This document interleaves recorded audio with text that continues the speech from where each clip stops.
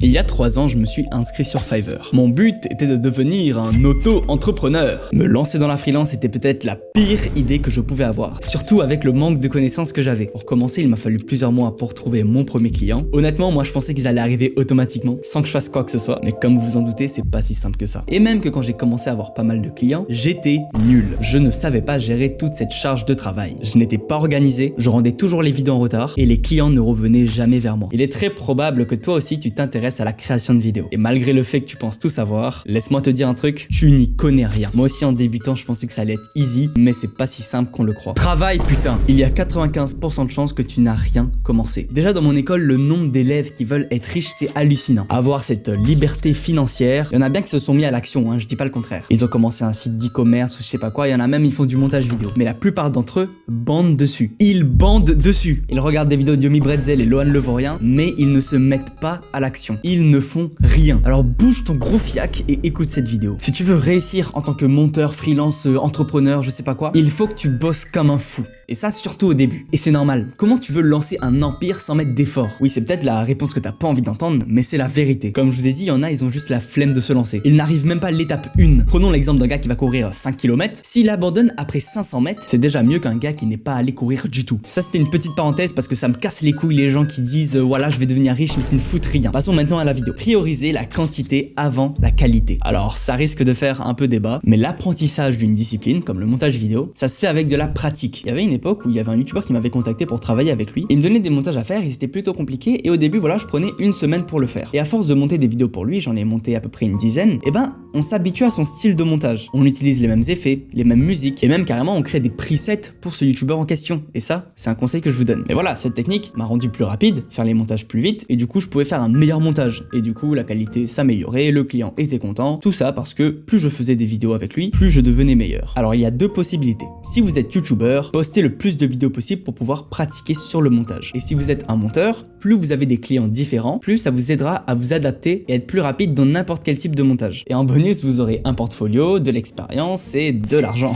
Mais en vrai, on s'en bat les couilles. Monter pour soi ou monter pour quelqu'un, c'est la même chose. Les 3 choses qu'il faut retenir, c'est plus vous montez différentes vidéos, plus vous serez à l'aise avec tous les formats, plus vous travaillez sur un type de vidéo, plus elles vont être simples à faire et meilleures à regarder. Bref, plus tu fais de vidéos, plus tu sauras faire des vidéos. Ok, maintenant cherchons plutôt une astuce pour trouver des clients. Mettez-vous à la place d'un youtubeur. T'es un youtubeur, tu cherches un monteur et là, coïncidence de fou, tu reçois 2 mails identiques. Il y a 2 monteurs qui te proposent leur service. Alors quand on voit ces 2 emails, en tant que monteur, vous vous dites qu'il va regarder notre portfolio avant pour voir notre expérience et notre façon de monter. Non! Regardez ce mail comparé à lui. Ils sont identiques, juste que le premier mail, il a rajouté un lien vers sa chaîne YouTube. Le client, ce qu'il va faire en premier, c'est aller voir votre chaîne YouTube, aller voir vos réseaux. Les gars, c'est logique. Vous préférez prendre un monteur qui a 1000 abonnés ou un monteur qui a 0 abonnés? Qu'ils ont le même type de montage ou pas, on va prioriser celui qui a 1000 abonnés. C'est logique. Peut-être que vous me croyez pas, mais on va prendre l'exemple de ma chaîne. J'ai que 400 abonnés et pourtant j'ai remarqué récemment que peu importe la personne, peu importe le youtubeur à qui je propose mes services, il accepte toujours. Même que tous les jours je reçois des demandes de bonjour, est-ce que tu peux monter ma vidéo? L'utilisation des communautés comme X,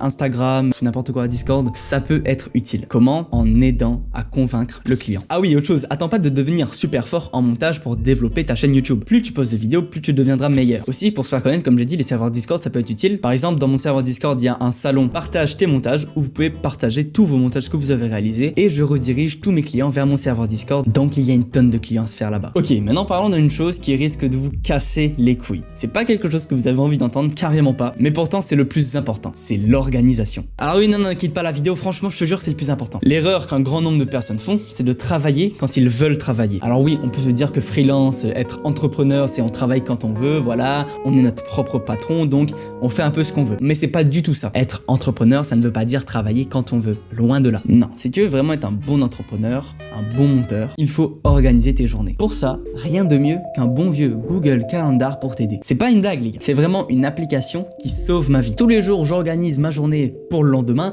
et ça m'aide énormément pour ma productivité. Savoir exactement quand je fais quelle tâche. Ok, peut-être vous n'allez pas respecter votre planning à 100%, mais c'est déjà mieux que de n'avoir rien visualisé pour le lendemain et dire ah demain je travaille, je travaille peut-être 3 heures, ferme ta gueule. Tu fais des blocs de travail que tu précises. Demain, de 7h à cette heure-là, je vais travailler. Et encore mieux, si tu peux préciser qu'est-ce que tu vas faire pendant ton travail, tu vas être encore plus productif. Bon, des trucs que je vous cache pas maintenant, c'est avoir un bon espace de travail, vous dégagez votre téléphone de là, sinon vous allez jamais vous concentrer. Voilà, avoir un bon bureau sans aucune distraction. La partie software aussi important, avoir un PC qui bug pas, ça aide. Avoir un Premiere Pro ergonomique aussi, c'est très pratique, je vais vous montrer. Voilà comment moi je dispose mes trucs sur Premiere Pro, c'est très pratique. Les effets déjà installés et pas avoir à perdre son temps à aller sur YouTube. C'est pour ça que dans la description, il y a un pack qui regroupe tous les fichiers que j'utilise pour le montage vidéo, que j'ai accumulé après 3 ans d'expérience, totalement gratuitement. Maintenant, parlons d'un sujet un peu moins drôle. Respecte-toi. Quand t'es monteur, quand tu gères une entreprise, entre guillemets, tu as beaucoup de pression. Comme je vous ai dit, moi, au début de ma carrière en tant que monteur, j'avais des clients et je n'arrivais pas à gérer. L'organisation m'a aidé, j'avais quand même beaucoup de pression. Surtout quand t'arrives à un moment où t'as beaucoup de demandes de clients et que t'arrives pas à tout gérer en même temps. Et avec ça, c'est même d'arriver jusqu'au burn-out. Et oui, ça m'est déjà arrivé. Vous savez, ne pas dormir jusqu'à 4h du matin parce que vous avez un montage à rendre, c'est vraiment pas agréable du tout. C'est pas comme jouer à Fortnite jusqu'à 4h du matin. Là, c'est travailler jusqu'à 4h du matin. C'est-à-dire qu'il n'y a rien d'amusant à faire ça. J'étais en détresse psychologique à ce moment-là, vraiment. Le lendemain, j'ai passé la pire journée de ma vie alors que je pensais vraiment que j'allais être fier en mode ah ça y est, j'ai travaillé toute la journée dessus jusqu'à 4h du mat, c'est bon, je vais être content le lendemain, j'aurai fini mon projet. Même pas. D'ailleurs, le client m'a engueulé dessus parce que j'avais un rendu en retard du coup,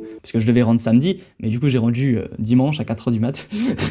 Ne vous forcez pas, vraiment. Si vous ne pouvez pas faire la vidéo, ne la faites pas. Dites non à l'argent, oui, arrêtez de penser qu'à l'argent. Si vous vous sentez pas capable de le faire, si vous avez trop de travail, ne le faites pas. Priorisez votre santé mentale avant tout. La santé mentale, puis le travail. C'est ça, nous, freelance, on a la chance de ça, alors que quand on est salarié, on est obligé de travailler. C'est ça les vrais avantages du montage vidéo et de la freelance. Dernière chose, c'est une erreur que beaucoup de gens font. C'est les investissements dans des choses utiles. Il y a beaucoup de gens qui sont très cons quand ils obtiennent de l'argent. Ils sont monteurs vidéo, ils font un montage, je sais pas, il gagne 100 balles et je sais pas qu'est-ce qu'il va acheter, des chaussures. T'es con quoi. Non, tu fais du montage vidéo, tu lances ton business, t'as 100 euros, t'as rien là. C'est pas le moment d'acheter des chaussures avec l'argent que t'as fait avec 100 euros.